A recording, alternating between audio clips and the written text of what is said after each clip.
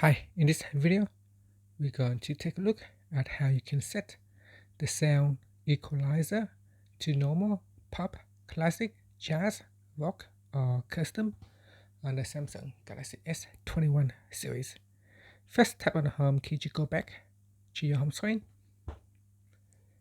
Then we're going to swipe down at the top and tap on the settings icon. In here, go down and tap on sounds and vibration. Then we go down and tap on sound quality and effects. Then in here, tap on equalizer.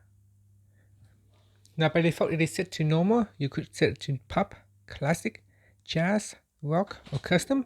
So select one of the options.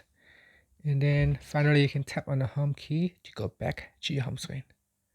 And that's it. Thank you for watching this video. Please subscribe to my channel for more videos.